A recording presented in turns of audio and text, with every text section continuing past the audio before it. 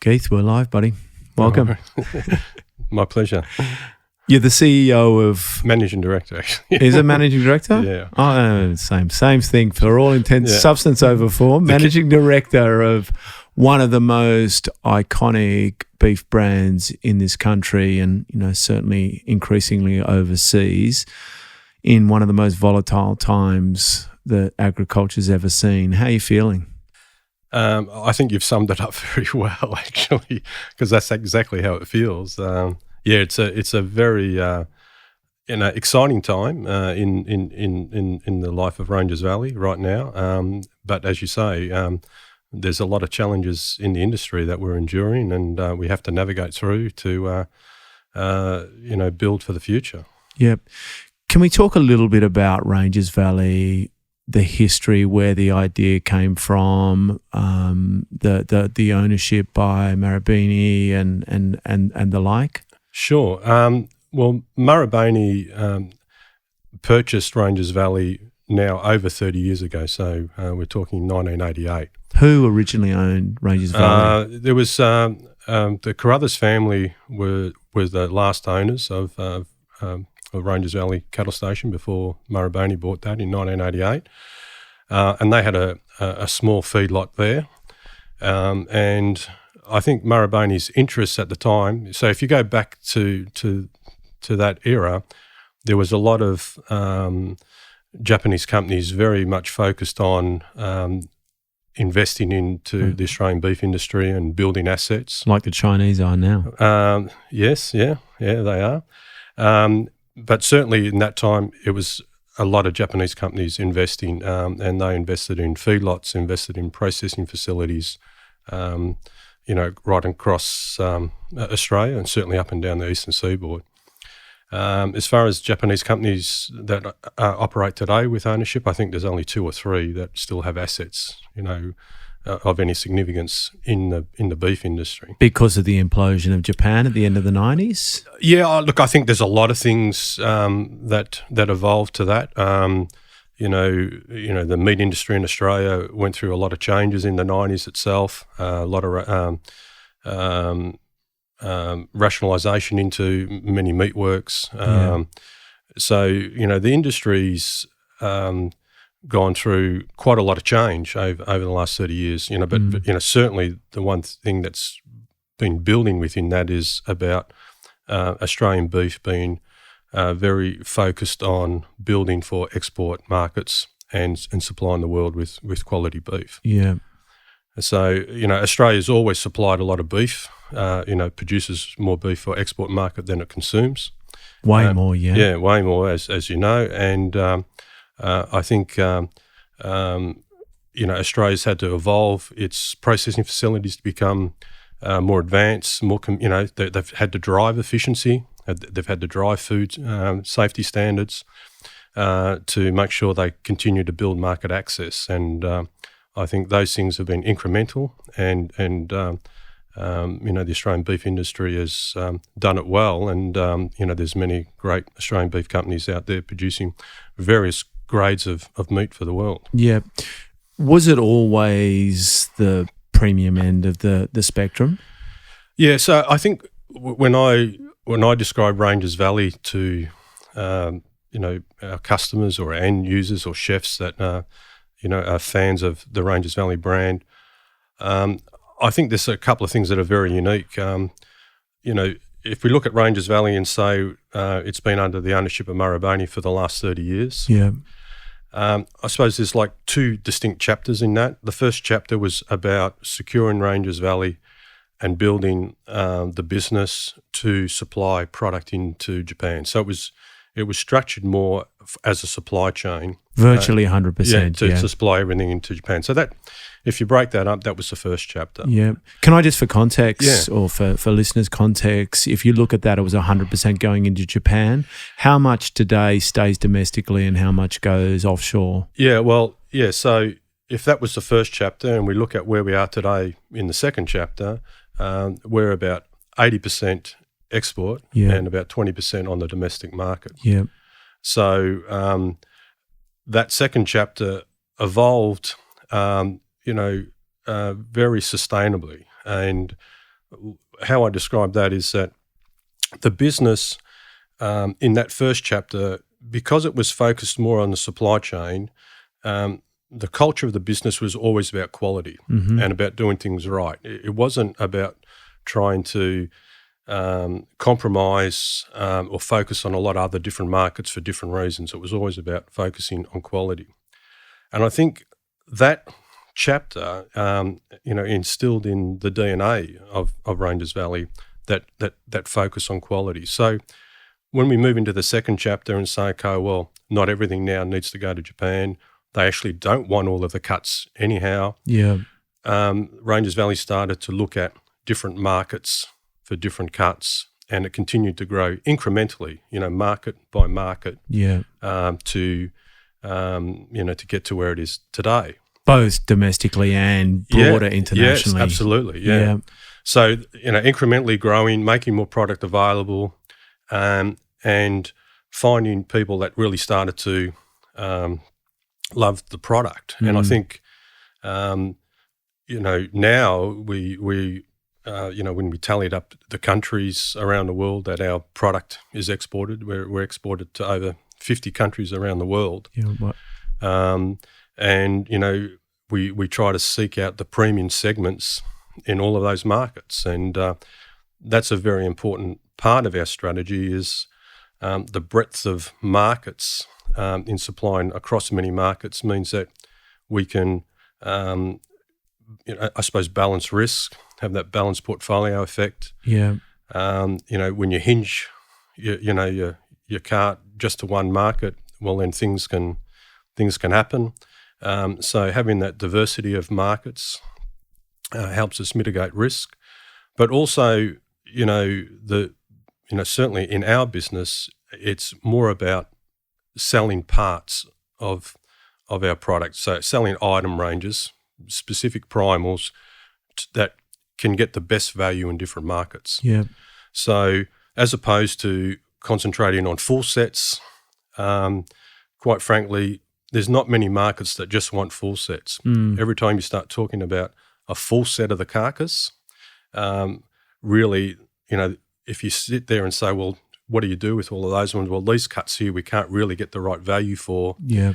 So then that starts to become a compromise on the value on that whole carcass. So if you can build a model where you take primals specifically into certain markets and find the right distributor, right end user that can value those primals, and then find other markets to offset other primals. Obviously, it's still got to roll up to carcass equivalents because, the carcass has...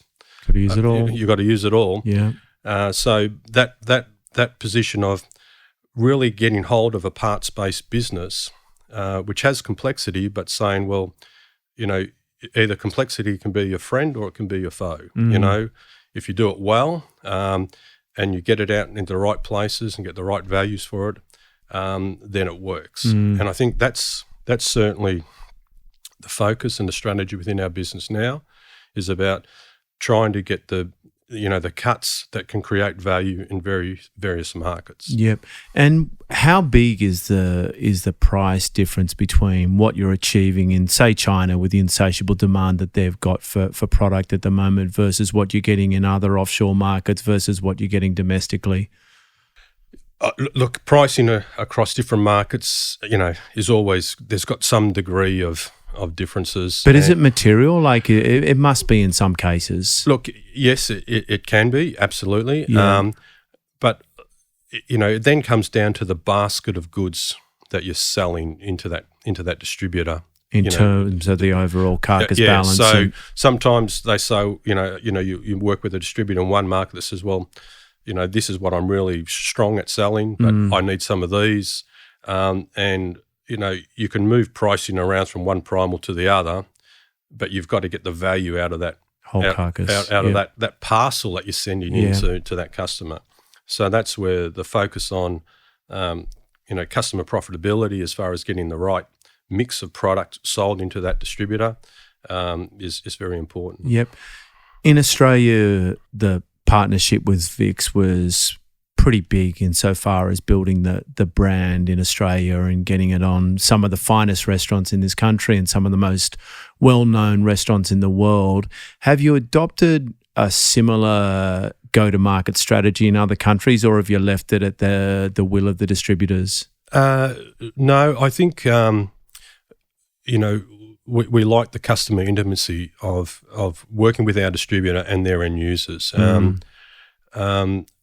So we like to support distributors such as Vic's Meats and others that we have around the world, but we're not, we're quite comfortable to actually get in there with them when they're out there in the market talking to their end users how to use the product, because when you do that, you learn a lot about what customers are valuing and different ways to present a product that may create more value for them, and in the end could create more value for the whole chain by understanding how they use that product. So to me, getting involved with the end users, still supporting the distributor side by side, is very important for us.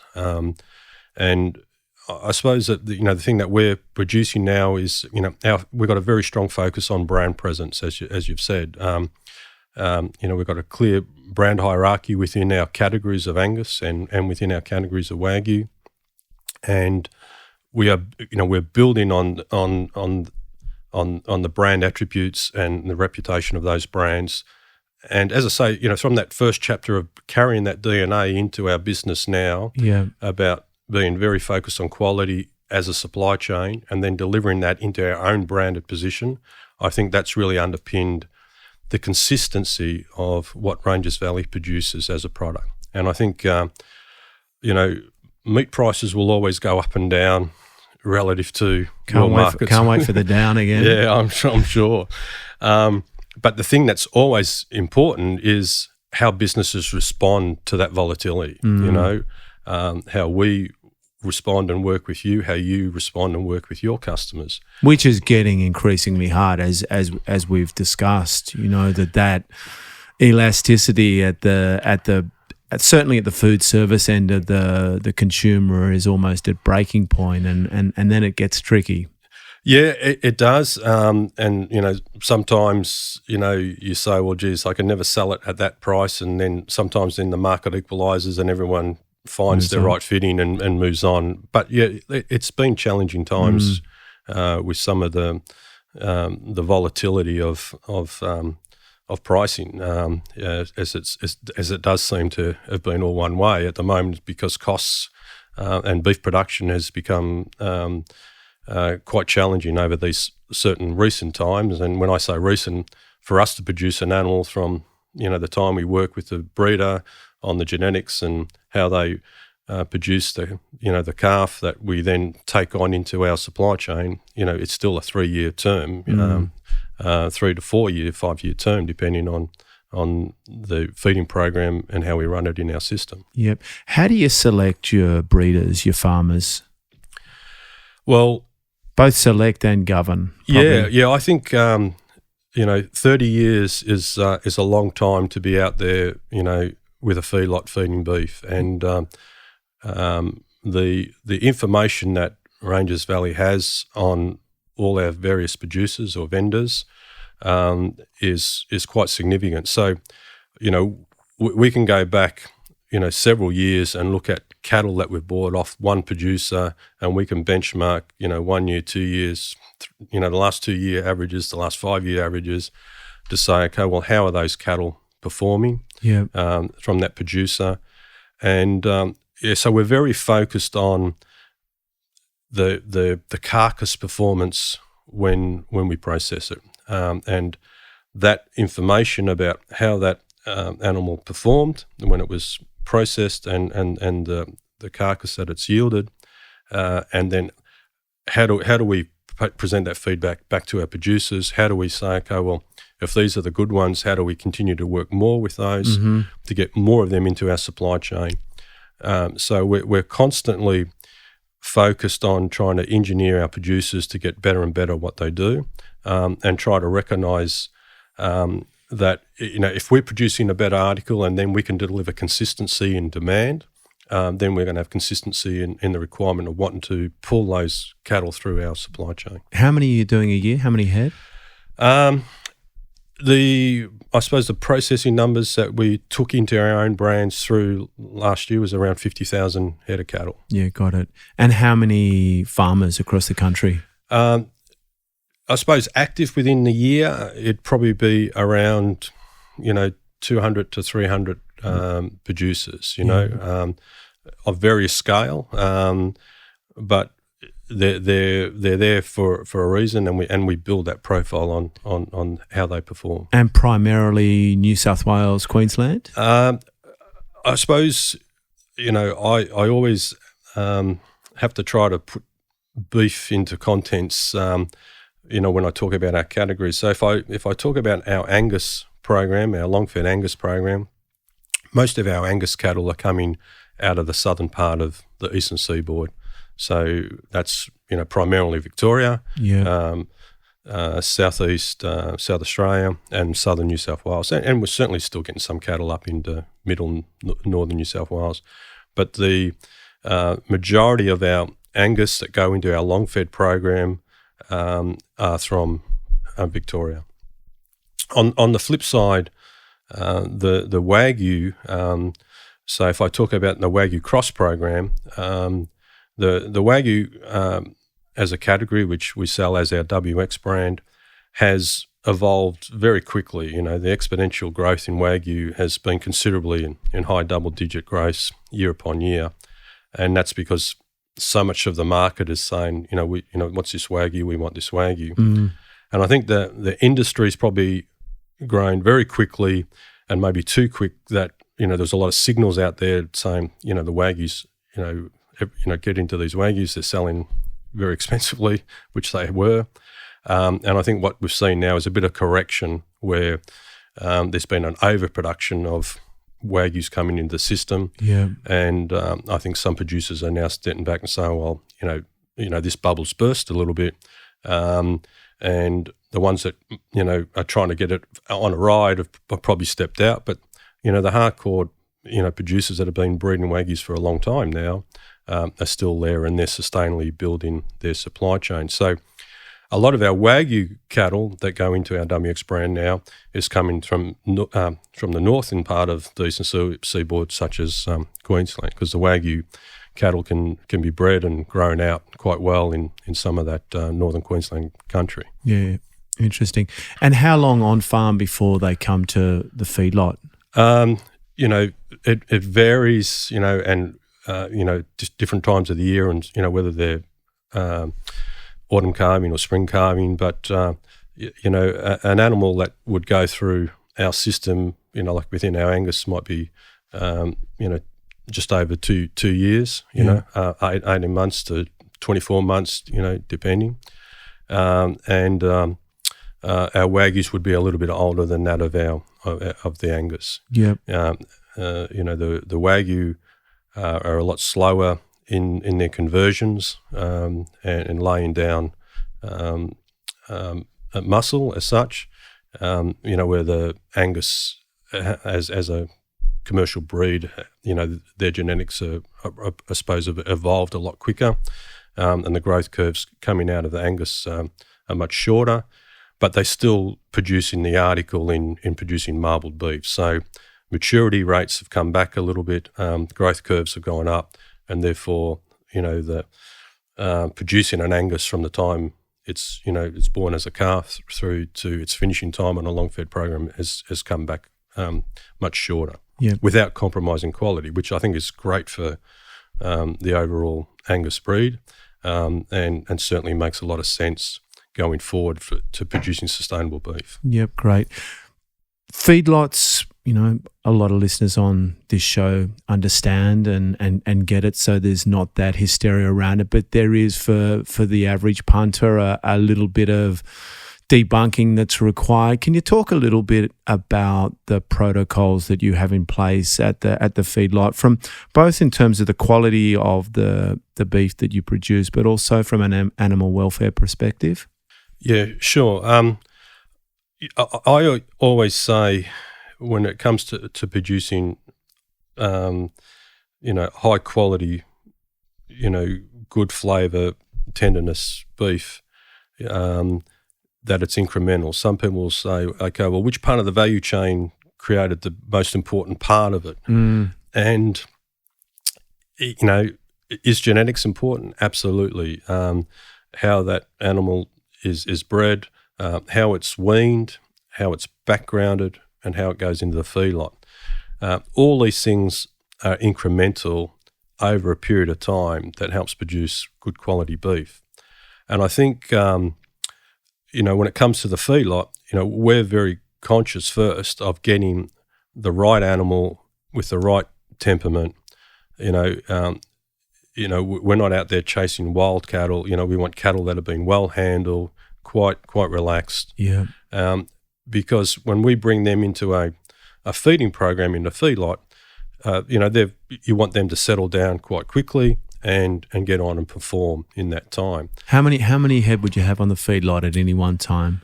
On feed at the moment on Ranges Valley, we operate between 31 to 33,000 head of high quality cattle in the feedlot, and then we run a couple of thousand out in the paddock adjacent to Ranges Valley. So that's what we've got sitting at Ranges Valley right now. We've got a few cattle out on custom feeding, so they're still our cattle, from our producers, and they're being fed in another custom yard. And we've done that to help us continue to be demand focused, as opposed to locking ourselves up just to what we can produce from a production capability. Yeah.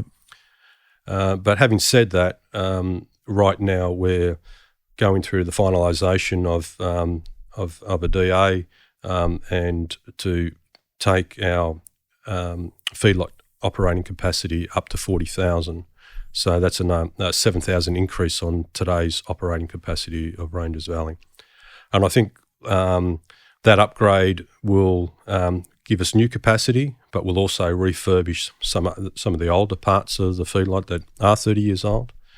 And we'll also do some upgrades on our infrastructure, such as effluent management and all those things around the environmental aspect of running a feedlot, to make sure that we produce a best-in-class feedlot, which is what needs to be attached to the Ranges Valley brand, which is what we do. So we need that constant investment in going back into the business to keep us at the pointy end of our operation. Got it. As far as the team out at Ranges Valley, when you talk about animal welfare, a lot of it really comes down to you've got the right team that recognise that we've got an animal that's part of a food production supply chain, but we can still respect that animal and treat it well in the time that we have that. And I know that the management team and a lot of the team members all out at Ranges Valley are all very focused on looking after the cattle whilst they're in their care. Got it. Feeding, like saying grain fed seems like just saying you feed a human food. What's the secret herbs and spices that allow the animal to be so healthy and so tasty? Well, I think without giving away the family secrets. Yes, certainly. Firstly, I believe when it comes to different types of beef that we should be producing in this country lots of different types of beef for customers to choose what they prefer, whether it be grass-fed or a grain-assisted program or a long-fed type product. In our case, what makes Ranges Valley brands some of the best brands in the world, we really concentrate on the flavour of the product, and the flavour of the product comes through on what you put into the animal through that feeding program. So when we talk about grain-fed, I like to correct people firstly in saying, well, we don't feed them, wheat out of pouring wheat down a concrete bunk and they just either eating wheat or barley. We produce a ration, and I think that's the first thing. We don't get animals straight off the paddock and give them a bowl of wheat because, quite frankly, they're not going to eat it. Yeah. So, we bring them into the feedlot operation, and the first thing to do is to put them on a starter ration. So we have a balanced ration of lots of different products, but certainly within a starter ration, a high percentage of hay, not so much wheat. Other corn silage, which we produce the corn silage on the Ranges Valley farm, and we cut that up and put it into a bunk, and that has like a fermented sweet flavour. So the ration has a lot of different ingredients that go in, and we start them off on those programs. We see that they're adapting well, and we measure what we put out into each lot of cattle, and we measure the next morning through observation on what's remaining. If they're not taking it, then we may cut back what we put out. But we're trying to produce a ration that is that it has an appealing effect for the animal. So we don't fill our bunks up with product and then say, well, we'll come back in 2 days later and see how they're going with that feed. You don't like eating your Wheat Bix the next day. Cattle don't like eating the feed that we put out the day before either. So it's all about having that fresh ration being produced when it's at its best, and that's how it's when it's at its best is when it's just been produced, and the animal's going to get more out of that. Yeah. And they respond to that. So the idea is about putting a well balanced ration in front of them. That ration changes in the time that they're in the feedlot, but it's always about making sure that the animal's coping with that and they're adapting to that to build that performance incrementally. Yeah. Do they eat any grain on farm before they come to the feedlot, or they're all being 100% pasture fed until that point? Yeah, well, quite frankly, at the moment with such a widespread drought, there's a lot of cattle that finish up in a lot of supply chains that's had some level of supplementary feeding. You don't have to go too far to see the fact that there's endless paddocks around the country that have got no pasture in there. So a lot of producers, even, producing a grass-fed type product, have had to, do some level of supplementary feeding to keep their cattle performing and keeping them on that forward plane in nutrition. So, there is a lot of product that is fed to ration type product, not as a balanced ration like what we do in a feedlot operation, but various commodities are out there, across the states and up and down the eastern seaboard that are cattle are being fed to maintain their performance and keep them going. Got it. And what size do they come in and what size do they leave? I know there's different programs, but well, our cattle are quite heavy because they're in a program. Our Angus cattle, we feed them for 270 days, which we class as long fed. So that's 9 months in the feedlot for the Angus. So they're coming in around around 400 kilos, and 350 to 400 kilos, and they're coming out of that feedlot, around 800, 900 kilos, at the end of their cycle. So we don't like to over push cattle. We just want to keep them comfortable. We don't use growth promotants. Is that considered reasonable? Like it's a doubling in size? Well, you're taking an animal that's like at a junior weight, and then the average Angus cattle might be putting on between 1.2 and 1.3 kilos a day. So that's not an over position as far as, really intensively laying down weight. So it's at a rate that works, because we're trying to have the animal finish its growing and finish muscle and then express marbling. And for a beast to express marbling, they've got to not be wanting anything. So they've got to have grown lay down their muscle, and then they start to lay down their intermuscular fat to produce marbled product. Understand. And insofar as their legs, their tendons and things with that growth, is there anything you do to ensure that they are comfortable and there's no distress on them? Yeah, look, firstly, cattle selection is extremely important. So when we want to bring an animal into the feedlot, confirmation of the frame is extremely important. And part of any frame is its leg structure, its hoofs and how they sit. Got it. So we constantly focus on the livestock guys working with the producers to bring in the right type of animal before we start the program. And then once an animal's in the program, we're always looking to make sure that they're handling the situation well. Sometimes they might have, one of their toes might be growing a bit longer and that might need a trim, but we constantly look at the structure of the animal. And if we believe an animal's not going to do well on the program, well, then we'll cull it out of the program. Yeah. Got it. Which is best for everyone, as opposed to taking something through if it's not structurally sound to do so. Yeah, got it. We had Chris Belands, I think that's how I pronounce his surname, who's from Provenir, the on-farm processors that have just launched I think they're doing it in New South Wales, on the show a couple of weeks ago.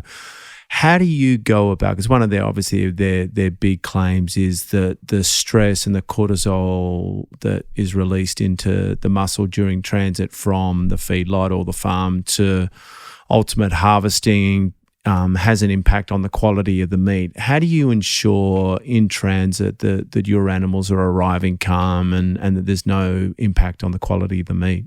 Yes. Certainly, I think when you're producing a long-fed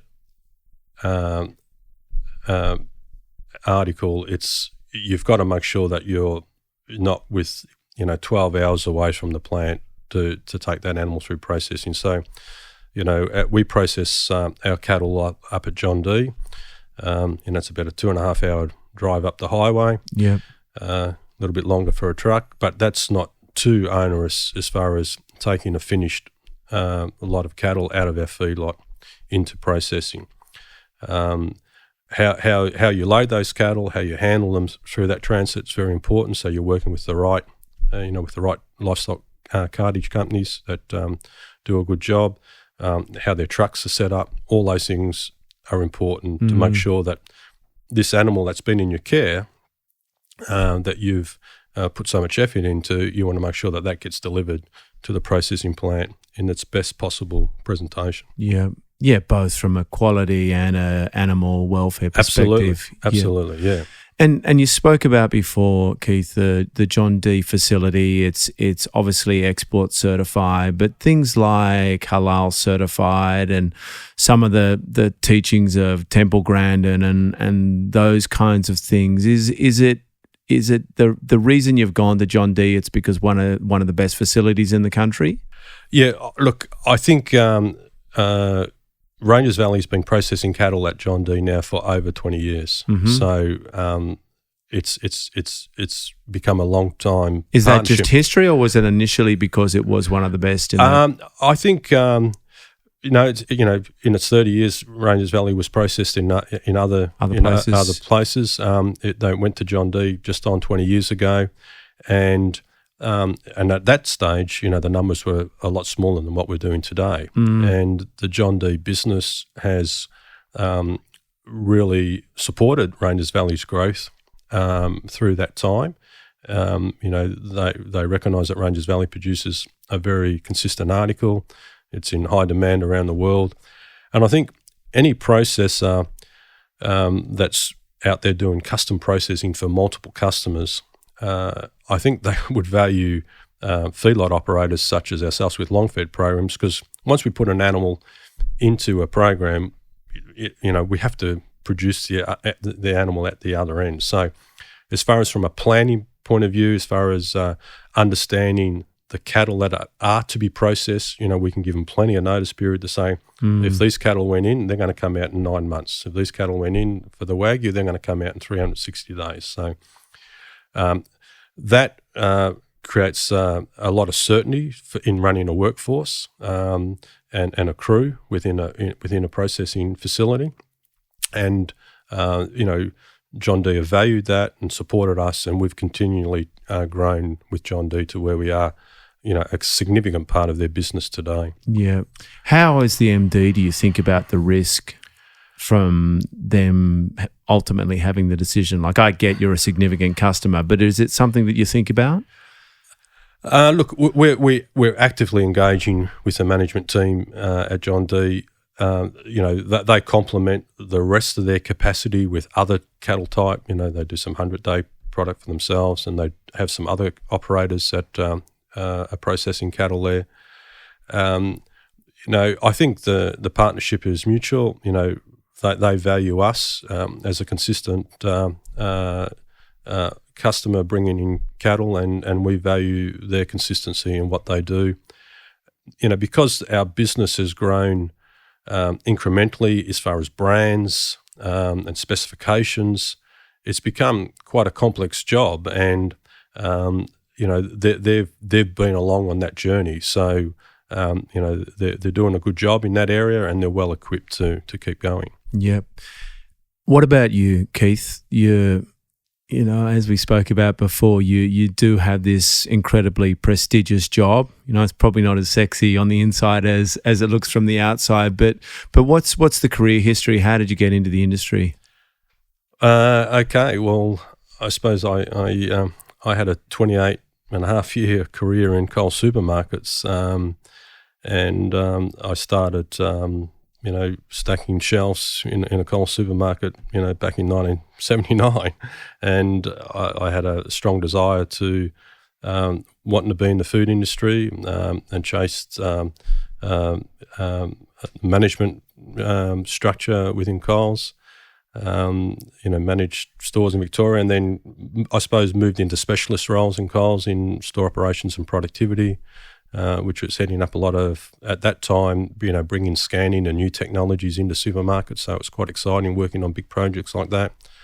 I was regional general manager in WA and in New South Wales. And then I suppose I came into senior operational roles and merchandise roles, and then came to run the meat business in 99. And it was at the time when the meat supply chains within supermarkets were, just on the cusp of looking for some major transformational change. And that was, all about the case-ready meats, centrally packed meats, yep, or modified atmosphere packaging type meat. So, to deliver meat in a pack in central locations to help get product out to supermarkets all around the country, you can't do that without re-engineering your supply chain. So in that time in Coles, in the last 8 years or so, nearly 9 years, I looked after the meat business that evolved, building an integrated meat supply chain to produce centrally packed meats and other value-add type products, as it started to become very evident that, as we talk about various cuts of the carcass, in various markets having different values, the supermarkets were changing from saying, well, we'll cut up round steak, we'll cut up flank steak, we'll cut up all these steaks and put it all out there because we've got to utilise the carcass within the supermarket. Well, those days evolved as well, where the supermarkets say, well,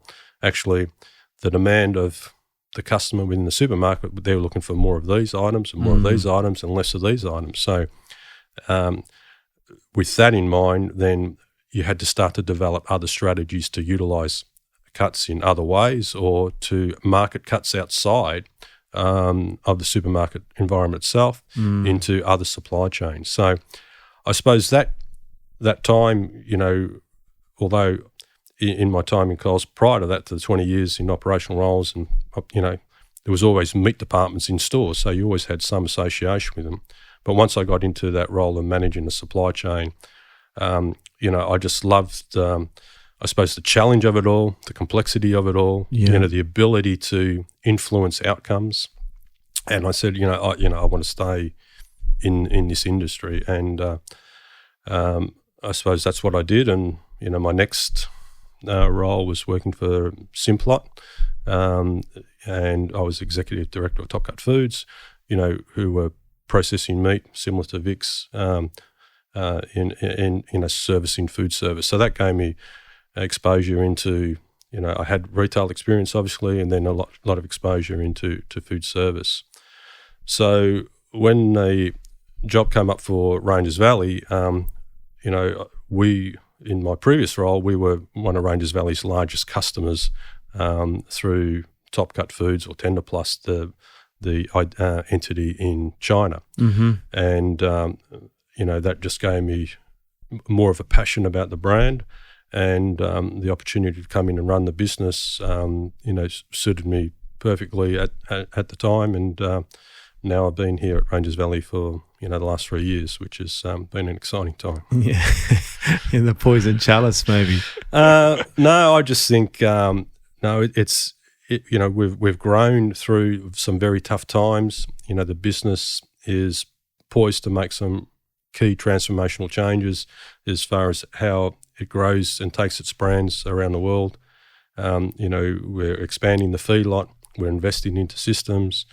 These things, create a lot of challenges, but then they create a lot of opportunities, and from those opportunities, a lot of satisfaction. And, I think the thing about what I love most about about my job in the brands is, the ability to go up and down that supply chain.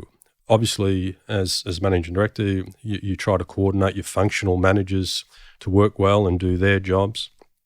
But, the times I spend in all of the functions, they all have their challenges, but they all have their excitement. So whether you're out there with the livestock procurement team, out there talking to our breeders and backgrounders that are producing our cattle, and the passion they have to grow in the next potential Ranges Valley animal to go into the system, that people have that passion for what they do in that end of the supply chain. You follow that into the feedlot operation to see the staff and how, they handle the cattle and how proud they are of Ranges Valley. Yeah. And then you go into the processing floor where, the meat division are, very passionate about the articles that they can produce out of these cattle that are coming into the system. And I suppose, to top it off, when you're out there with, your distributor, such as Vic's, and you go out to one of the top restaurants in the country, and you hear chefs talk about your product and how they use it and the passion they have for it. That's quite infectious, and you just take that away and say, well, how can I continue to deliver that? How can I do more? Yeah, because it is a little bit tricky, isn't it? And, it's a conversation that we've had before, that you do have your product on the menu of some of the top venues in the country, but you also have it in Coles supermarkets, as an example. How do you think about the brand equity, and how do you educate customers that what you're buying at Black at the Star, as an example, for $115 isn't the same as you're buying a steak at Coles for $15? Yeah, well, to me, there's all different tiers within the category, and different cuts. Which you get and I get. Yeah. The average punter sometimes doesn't get that. Yeah, absolutely, yeah. And I think, the consistency in the delivery of the article's got to perform, So, if whether it's a secondary cut or a cut that hasn't got, the same profile as, one of your sweet cuts, it's still about, does it perform to its best within that segment, that tier? It is tricky. And if I look at China, we're in several retailers in China, as well as servicing some of the best restaurants in China as well. Yeah. But you can be quite assured that the top of what we do are finishing up in the best venues in food service. Yeah. And is part of the carcass balance issue you have, that you've got to find different homes for it? Absolutely. Yeah. It's about that, as I say, it's a parts-based business now. And, for you to produce more petite tenders or some of these unique cuts, there's only so much that comes off one carcass. So if you need to satisfy demand for a customer that wants more, well, you have to get more cattle in your system. If you get more cattle in your system, then you might have some of the other cuts that are slow to sell. Got it. How do you move them? So you have to complement that carcass utilisation to meet the growth of some of the premium cuts that your key accounts want. But at the same time, you can't not focus on the rest of the carcass, because if you want to try to deliver value in the premium cuts, you have to utilise that carcass well. Yeah. The Australian consumer, it's probably the same I know as a fact it is the same in the Americas and the UK and Europe, that we spend approximately 10% of our income on food, whereas you go to China and other Asian countries and it's in the mid to high 30s. How do we get Australians and Westerners in general to start valuing food as more than just a commodity and looking at it more as medicine and as nourishment? Look, yeah, I think it's a very good point you raise, because I think in Australia, the quality of produce is very high. Best in the world.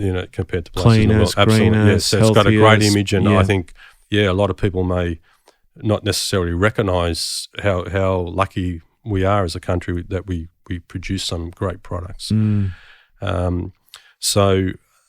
Certainly in some of the other countries, emerging markets, when you look at China, the emerging middle class, they're starting to really value the quality of beef, recognising the quality of beef within their diet. So there's some very strong demands in that market. But, also there's other markets. We're exporting product into Mexico now. Mexico is a big country, and the premium market, it might be a small market, but relatively speaking, a small market of such a large market is still a fairly big market. So seeking out those markets on how they can use your products and your brands to help utilize that pull through of volume, and then it's up to us and our team to really concentrate on getting the right branded product, the right cuts to the people that can really turn them into something, And for us to do that, we can't do that without getting very close to our customers. Yeah, got it. And we don't produce a lot of brochures and things like that. We spend more time on building our social media content, and not building our media content. We provide the accounts, but it's nothing better when you have that third party affirmation where a chef is proud of what they've been able to produce out of your product and takes that image and puts it out there, within your Facebook account or so forth, to say, look what I've done with a Ranges Valley product. And having those custodians of our brand, in multiple outlets all around the world, it's a great thing, and we do everything we can to help facilitate that. It's always, there's nothing more satisfying than someone else talking about the quality of your brand as opposed to you out there trying to spruik it and convince people. Yeah, I don't disagree. Counterfeiting and food trust. Like, we have customers that have left us, sadly, over the years that we've supplied Ranges Valley to, that still have Ranges Valley on their menu when we know they don't buy it anymore. I can only imagine what the challenge is going into markets like Mexico and China. I know you guys have been part of conversations with PwC around new technologies, but how do you think about it, Keith? Oh, look, it is something we're very conscious of. We very much need to work with our distributors in each market, that they're out there, because they're closest to it. They can see it. They know which outlets to stop buying, and if it's on their menu. It is a challenge, because the last thing we want to see is someone go into a venue and say, "Oh, geez, it's a Ranges Valley product, I'll buy that," and not really have the Ranges Valley experience that they paid for. Yeah.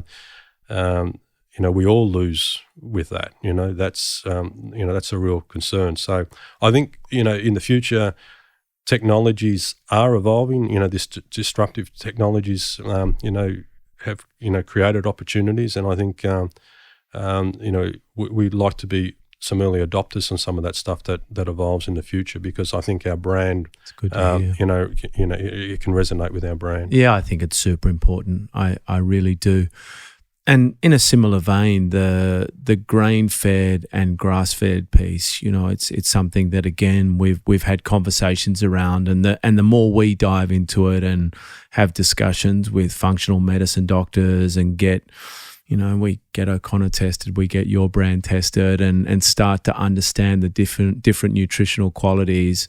A couple of things for me is, one, without doubt, and this is I think the most exciting thing, is that beef is one of the most nutritional things on the planet to eat, and part of the solution to this challenge we've got, not part of the root cause that seems to be the common theme in the marketplace. But do you find you hear grain-fed's not as healthy as pasture-fed, or is it something that your consumer is more concerned with taste than it is with the health and nutritional properties? Yeah, look, you do hear that out there, but the outlets that we're selling the product are really out there selling the attributes of that product, and certainly flavour is very high, and eating quality standards is very high on the list.